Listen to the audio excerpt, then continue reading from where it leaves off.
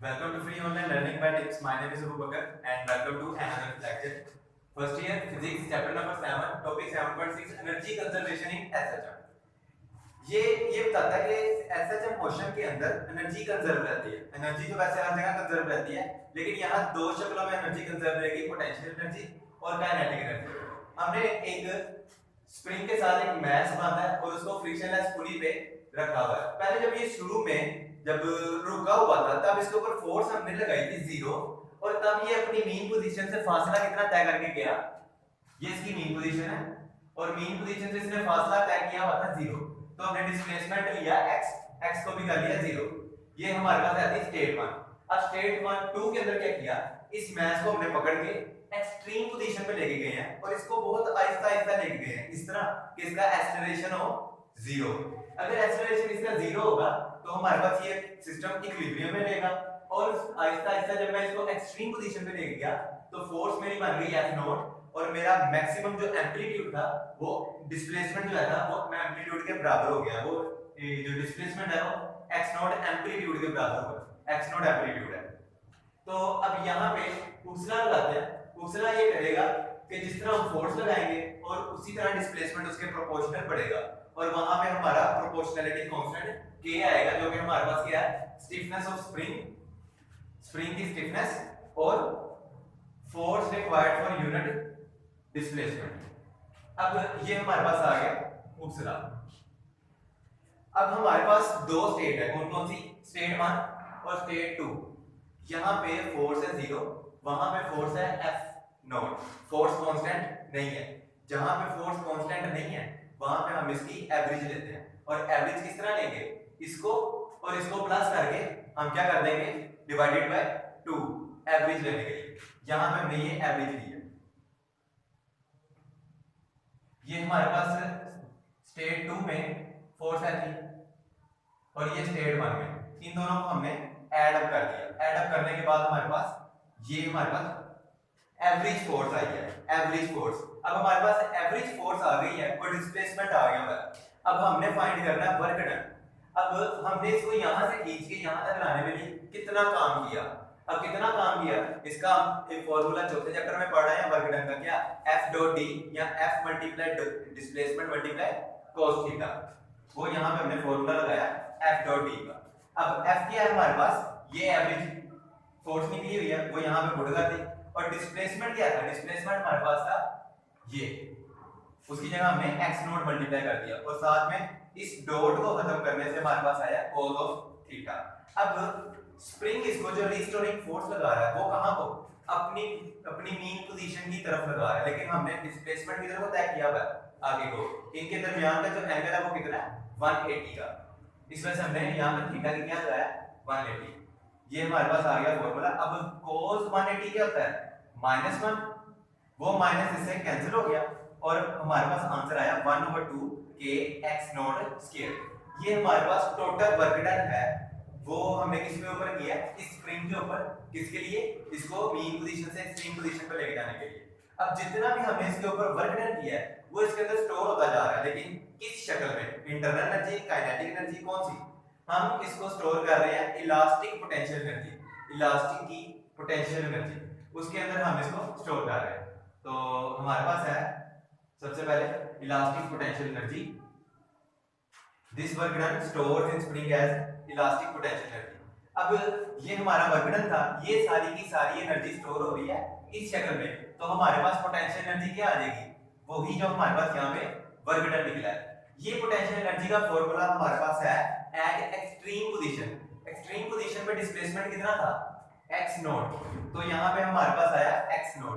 लेकिन अगर इस तरह हो कि हम किसी भी वक्त पे x0 पोटेंशियल एनर्जी की वैल्यू निकाल रहे हैं तो x0 हमारा सिंपल होगा x। वो x क्या शो करेगा कि हम मैक्सिमम पे नहीं, एक्सट्रीम पे नहीं, किसी भी वक्त पे पोटेंशियल एनर्जी निकाल रहे हैं। तो सिंपल हम क्या करेंगे, x0 की जगह x पुट कर देंगे।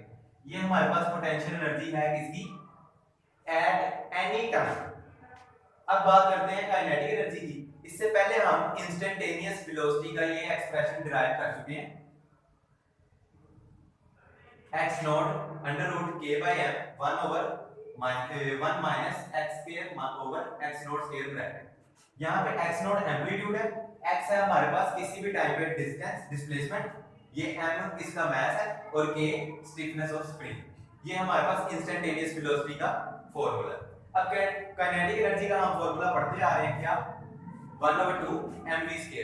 यहाँ m तो वैसे का वैसे आ जाएगा, v की वैल्यू यहाँ से लिखेंगे, इसकी जगह v पुट करेंगे तो इस सारे का होल स्क्वायर आ जाएगा, ये होल स्क्वायर इसका इससे कैंसिल हो जाएगा और x नॉट का स्क्वायर बन जाएगा। जब इसका इससे कैंसिल होगा ये वाला m, ये वाले m से यहाँ पे आके क्या हो जाएगा, कैंसिल आउट हो जाएगा और हमारे पास बच जाएगा 1/2 x not square k 1 minus x square over x not square.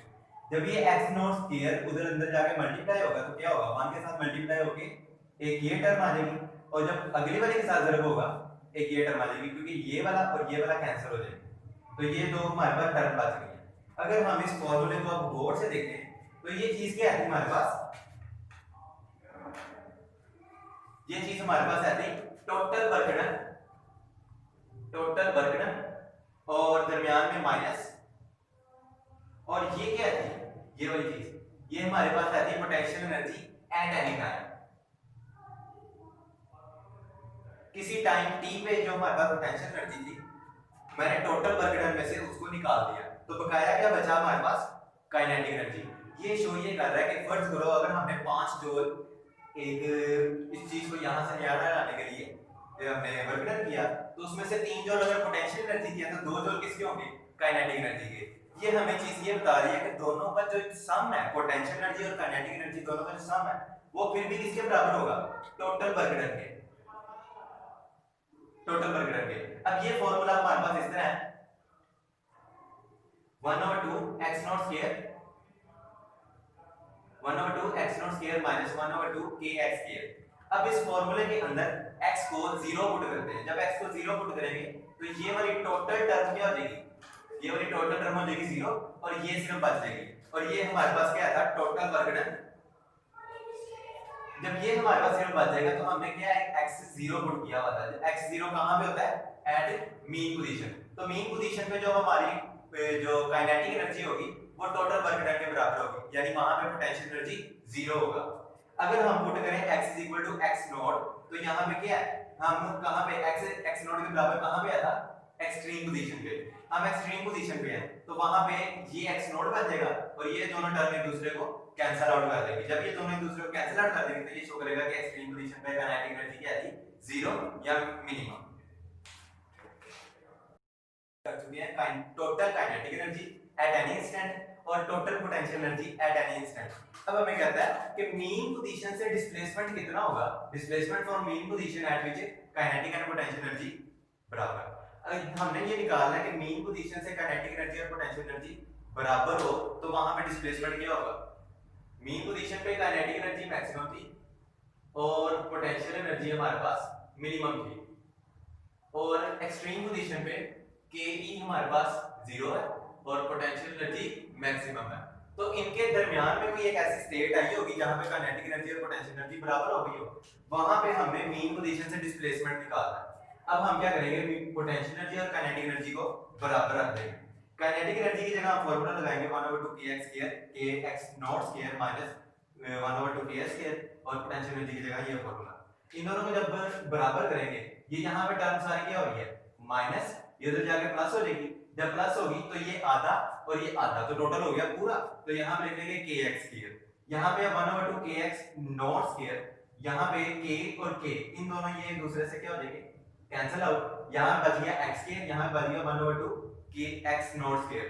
जब हम यहाँ से उसका अंडर रूट देंगे तो x नॉट की वैल्यू आ जाएगी 2x स्क्वायर, अंडर रूट 2 वाला हो जाएगा और वो यहाँ पे आके डिवाइड हो जाएगा जिस तरह ये हुआ।